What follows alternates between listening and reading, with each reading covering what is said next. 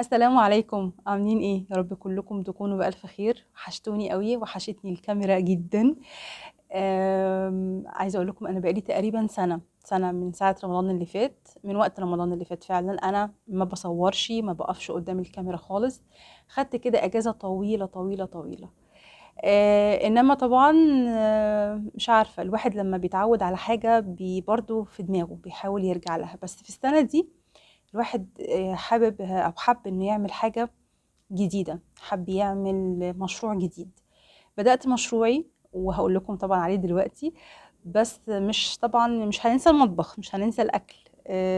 برغم طبعا ان الأسعار مرتفعة شوية أو كتير. بس احنا بنحاول ان احنا ندبر ونعمل حاجات اقتصادية أكتر. وإن شاء الله هنعمل مع بعض أكلات بإذن الله كده خفاف، يعني حاجات خفيفة. وفي نفس الوقت كمان مشروعي اللي بدأته هو مشروع شنط هاند ميد. انا عامه عايزه اقول لكم ان انا كنت بشتغل في الاول حاجات اللي هي الكروشيه اللي هو اللاكاليك، الجوانتيات، الايس كابات، البروفرات، الفساتين. فاهمين الحاجات اللي هي الحاجات الشتوي. طبعا الحاجات الشتوي بتبقى ليها يعني عارفين مقياس. بمعنى ان المقياس ايه، ان انا في الشتاء بس. عارفين كمان لما بيكون في حد بيشجعكوا ومؤمن بان انتوا فعلا هتعملوا حاجة حلوة ومتأكد. فانا بكن لاختي كل العرفان والشكر والمحبة. قد ايه هي فعلا كانت واقفة في ظهري بتسندني قوي في يلا هتعملي حاجة حلوة، يلا هتبقي شاطرة انتي، في افكار كتير في دماغك هتقدري تعمليها يعني. عايزه اوريكم طبعا ابداعاتي في الشنط. يا رب يعجبكم. اول حاجه، بصوا الشنطه دي كانت البدايه.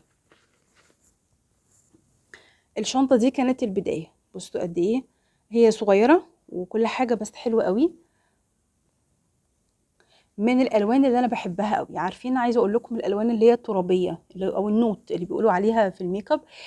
دي انا بحبها جدا. وكمان الشنطه اساسا يعني مش عايزه اقول لكم قد ايه هي صغيره، بس هي كبيره جدا من جوه. تشيل حاجات كتيره قوي.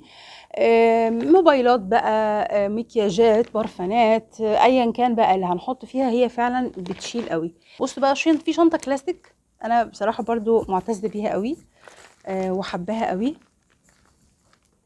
الشنطة دي الشنطة دي من الشنط، أول برضو الشنط اللي أنا عملتها الحاجات الكلاسيك. آم، هي بتبقى يعني ليلية، بتبقى واحد ينزل يعني بيها بالليل، ما تبقاش بالنهار. تمام. وعايزة أقول لكم الإيد بتاعتها الطويلة أهي، ذهبي.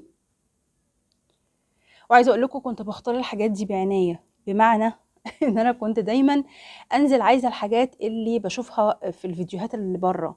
مفيش يا فندم، مش موجوده يا فندم. طب اجيبها منين؟ عايزه حاجات كواليتي حلوه، بحيث ان محدش يقول لي ان الحاجه دي باظت، الحاجه دي خسرت، الحاجه دي قشرت.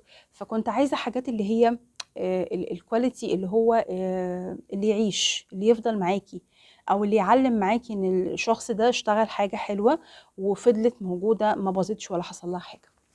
القناة هتبقى ميكس، مش هبقى مركزة قوي في الأكل طول الوقت، مش هبقى مركزة قوي في الشنط طول الوقت. ممكن نخرج، ممكن نعمل أفكار في البيت، ممكن نعمل حاجات، نتكلم، ممكن ناخد رأي بعض في حاجات يعني. عارفين الميكس ده.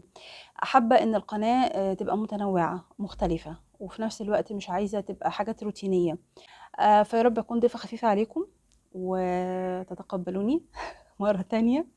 وإن شاء الله نكون مع بعض دايما. يعني إن شاء الله يا رب ما نقطع علينا عادة بعد كده إن احنا نفضل مع بعض على طول إن شاء الله. يلا أشوفكم في فيديو جديد، وباي باي.